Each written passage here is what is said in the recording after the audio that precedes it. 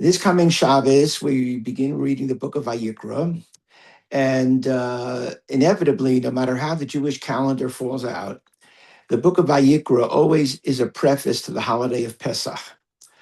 And certainly this year, we read the parshas of Vayikra and Sav before Pesach. How do we understand the connection between the two? So, of course, the obvious answer is that one of the central features of the Yontif of Pesach is the Korban Pesach. Even today, when there's no Beis Hamikdash, the Korban Pesach is responsible for many of the halachas, like not having and not eating chametz on Erev Pesach, because the Korban Pesach could only be brought in the absence of chametz, or the opinion of Rabbi Elazar ben Azariah that we should, and the Ramah brings this down, that we should eat the afikomen, which, according to the Rosh, is the symbol of the Korban Pesach at the Seder, that we should eat it before midnight, because that was the din by the Korban Pesach. So the Korban Pesach is, even in the absence of the Beis HaMikdash, a central hashkafic feature of the Yontif.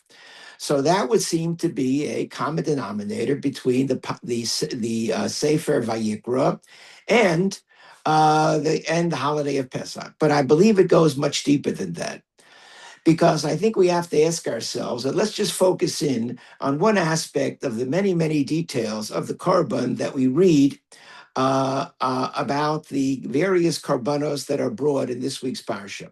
So the Torah tells us in Perek Beis, in Pasuk Yud Aleph, I believe, that when the Korban was brought, specifically in this case a Korban Mincha, that no Seor and no Devash, no leaven or honey could be brought in conjunction with the Korban. And then 2 psukim later, the Torah says, V'al kor korbancha takriv melach, that the Korban had to be accompanied by salt. What's the reason for this? So the Rambam in the Moreh Nevuchim, in Chelek Gimel, in Perek Memvav, so the Rambam says, because when people worshipped Avodah Zarah, this was part of the pagan practice that they would bring honey, in particular, in conjunction with their sacrifice. And we obviously have to stay very far away from doing anything to mimic an Avodah Zarah. But the question is, what's so bad about bringing honey in conjunction with a korban?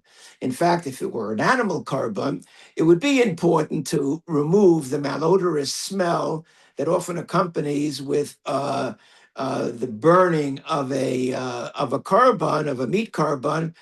Add some honey to it; it would sweeten it. Obviously, what is the reason for not having honey in conjunction, in particular, or with a korban? So the Rabbeinu Bachya, as well as the Baal HaTurim, comment and say that Saor and Davash really are metaphors for the Yetzer Hara. How so? Why should the Yetzer Hara be identified with Saor Shebeisa and also with honey? So the answer goes something like this. The Yetzer Hara basically can be identified with those drives, those passions, those desires that we have, which are a function of our biology, a function of our physicality. We want to eat, we want to enjoy all sorts of pleasures.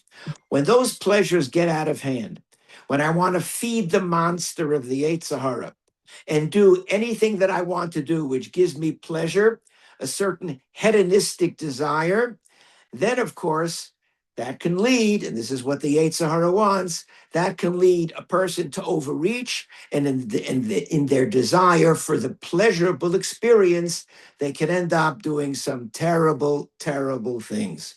So therefore, how does this connect with the korban? So Rav Soloveitchik used to say, a very famous quote, that the religious life is a sacrificial life.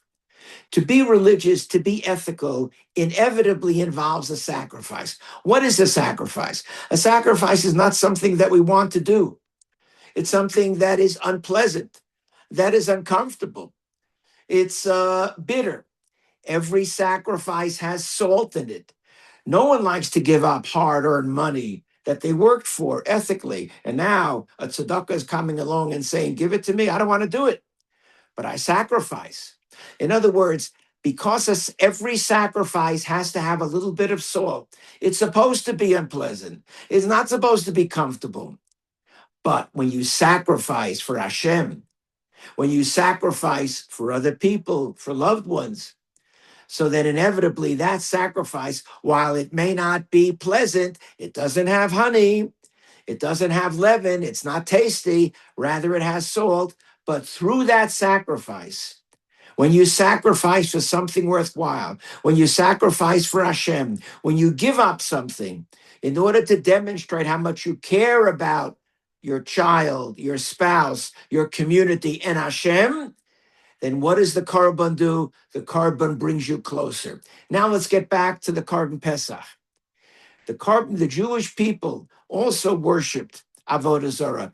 They held on to their identity in many ways. Lo shinu es shemosam. They didn't change their name and language, but they worshipped Avodah Zarah. What was Avodah Zarah?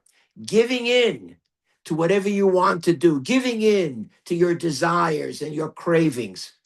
In order to be redeemed from Egypt, you have to be able to step outside, to sacrifice, to restrain, to hold back. What does it mean to be a slave? To be a slave means you're a slave to your passions. You're a slave to your desires, to your cravings. They're addictive. You can't step out of it. To be free means you bring a Korban Pesach. You bring a sacrifice. You understand what sacrifice means. And only when you're prepared to pull back, to discipline yourself, right? To say no, to accept the idea of sacrifice with its salt and without its honey, only then do you merit being redeemed from Egypt and enjoying the ultimate geula. Good Shabbos.